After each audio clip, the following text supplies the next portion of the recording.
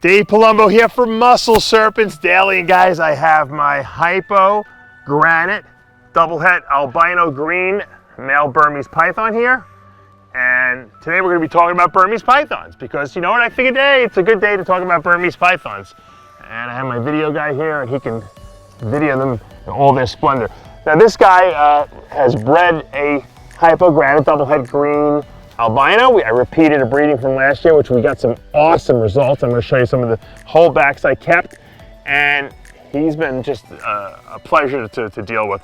This snake is, you know, burms are the gentle giants, they really are.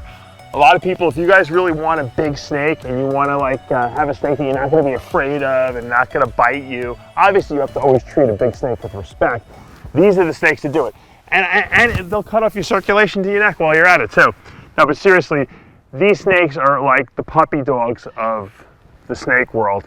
And I know they get a bad rap here because they're, you know, in Florida, the wild ones are kind of like, you know, taking over the Everglades. But the bottom line is that in captivity, the various morphs are just, you know, they're just so cool. And there's nothing better than to have a big muscular snake.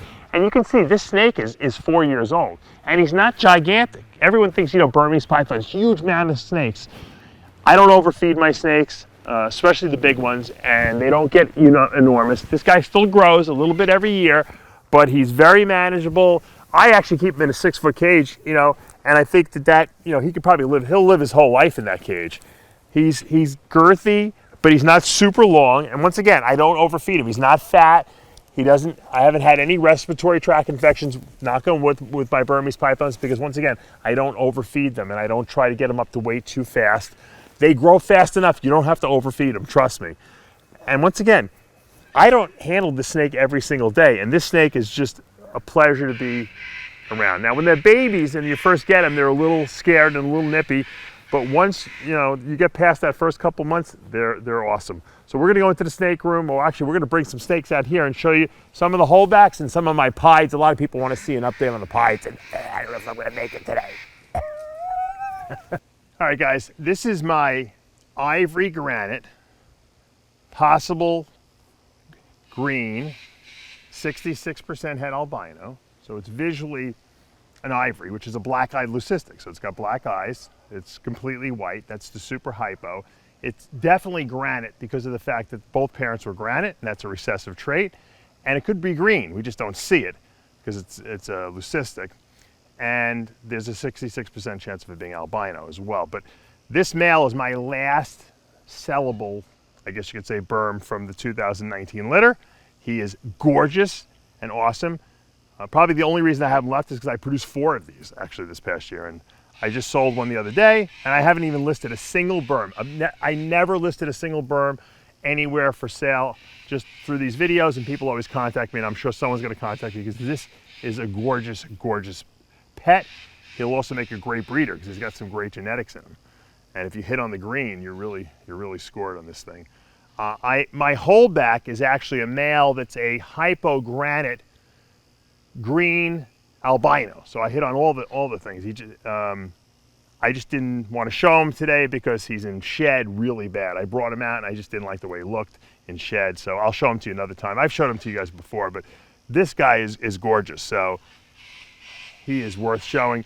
I mean, who doesn't want a white snake in their collection? You can tell if you look at his pupils too.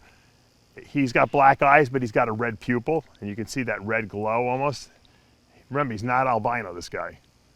But the black-eyed leucistics have a red pupil, so really, really cool looking.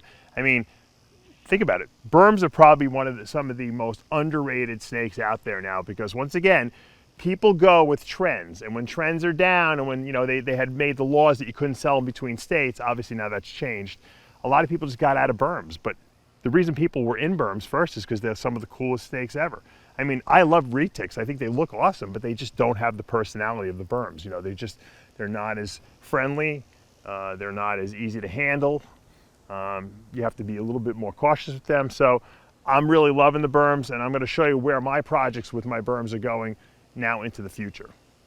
All right, guys, this is a really cool, you know, I don't know if it would be a relatively new morph, but probably a new morph to most people. This is a champagne Burmese Python. This girl has been putting on some really nice size. You can look at her head pattern right there. I mean, that, let me see if I can get her into the frame here. She's really exquisite. She got like almost like an arrowhead on her.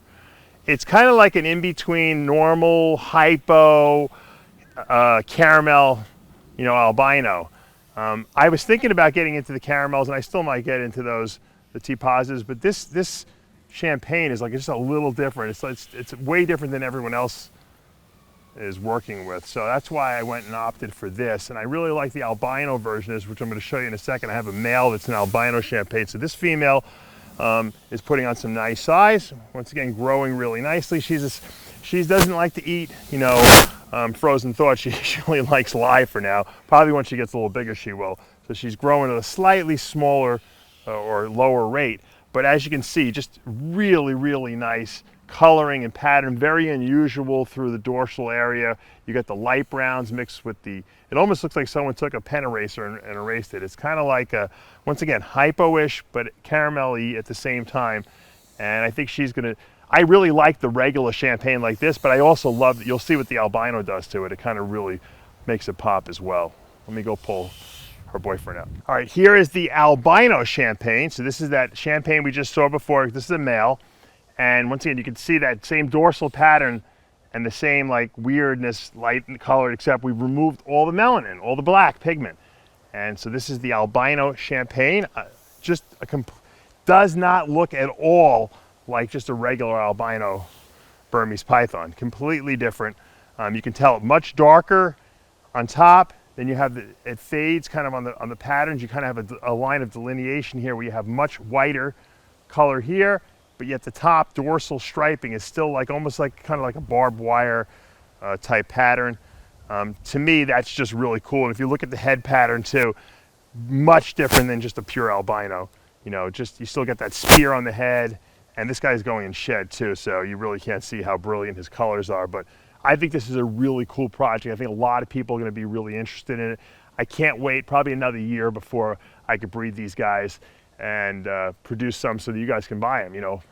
And I think the great thing is that I'm not going to just produce all albinos. It'll be 50% albino champagnes and 50% probably champagnes, because they're both recessive traits. And so that'll give people the option, if you want to just go with the regular champagne and have it be head albino, you can do that. Or if you want to get the double recessive, you can do that as well. And I think, you know, both are interesting. And I like the fact that I have both. That's why I didn't buy just 2 albino champagnes. I actually like the non-albino version as well. And then obviously moving forward, we can see if we can get into some other morphs. And I'm going to show you in the finale of this video. So once again, this is my male albino champagne. All right, here's the finale. You guys have been asking me. I know you know that I have I have a pied burm male. I showed him to you when he was a baby. He is putting on some nice size. He is just absolutely gorgeous, and I'm so happy I kept him. I almost actually sold him and went for a pied head albino male, but I just love his coloring so much. I love the white belly with a lot of pattern on the top. And I said, you know what, this guy is going to give me some great, great babies down the road. His personality has really improved. When I first had him, he was very nippy and very bitey. But that's typical for baby, you know, burms. That's just the way they are. They're very scared. You know, they still blow it. You can tell me he's blowing air, but you can see he's calmed down so much, and he likes to be handled now. And he's just, look at that tail. Look at, he's just gorgeous. I mean, it looks like someone erased a regular Burmese Python's pattern with a pencil eraser, and that's your pied. I mean, this is about as good as it gets. And when we breed him, I have a female that's albino and is het pied. So we're going to produce pieds that are het albino, and we're going to produce double hets. So you guys are going to have an ability to buy these snakes at a reasonable price. I paid a ridiculous amount of money for these snakes.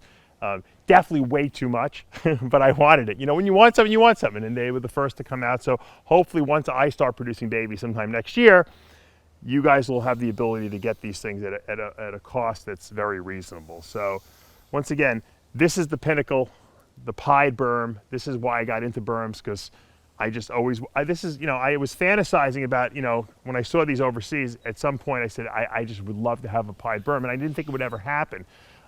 Luckily for us, it somehow made its way over to this country, and I was able to purchase one of these from a breeder, and Bob Clark specifically, and this guy is exquisite. So we're going to be inserting him hopefully eventually into that albino champagne project, hopefully also back into the Hypo granite project that I have that I'm using right now, but he's not ready to breed this year, but possibly next year.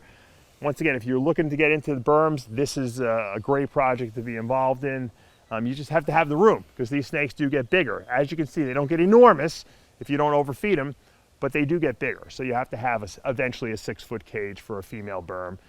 Maybe you can get away with a 4-foot cage for a male, but it's a nice idea to have a 6-foot so they have room to move around, because burms can get respiratory and die. Luckily, I haven't had that issue because I always give my burms enough room to move around. I take them out, let them exercise, and I also don't overfeed them. So if this is a project that you would like to get into, feel free to hit me up. Hopefully I can answer your questions.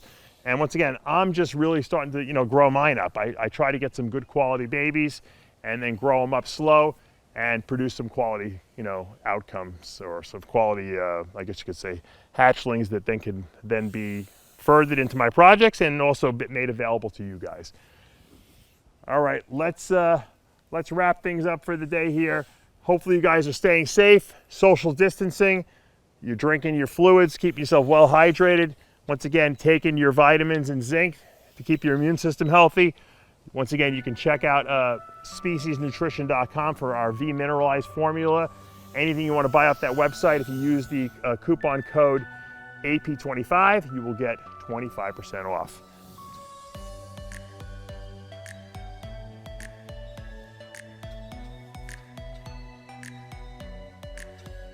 All right, guys, that's going to do it for today. I'm here in my backyard. I got my banana plant right here. I got my fruit trees all sprouting. I got the gator slough back there, and I got tons of fish in there.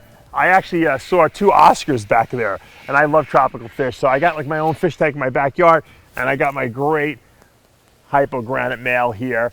And I can't wait another, I think it is about 35 days, and we're gonna have a 14-egg clutch hatch from Hypo granite to Hypo granite double het albino green. And if you guys are interested, you'll be able to pick up some snakes. I have only, like I said, that one, I showed you that one Ivory granite left from last season. And people love the burms. And you know what? They're very reasonably priced nowadays because of the whole, I guess you could say, bad stigma that they have in terms of, being in the Florida Everglades and all that kind of stuff. So once again, if you like a big snake and you like a snake that you can handle rather well and has a good personality, these are the snakes to get. Hit me up, PM me, email me, call me, whatever you want. And we can get you on a list, hopefully, for the coming season when the 2020s hatch. Remember what you got to do. Hit that subscribe button, turn on your notifications, hit the like button. See you back tomorrow.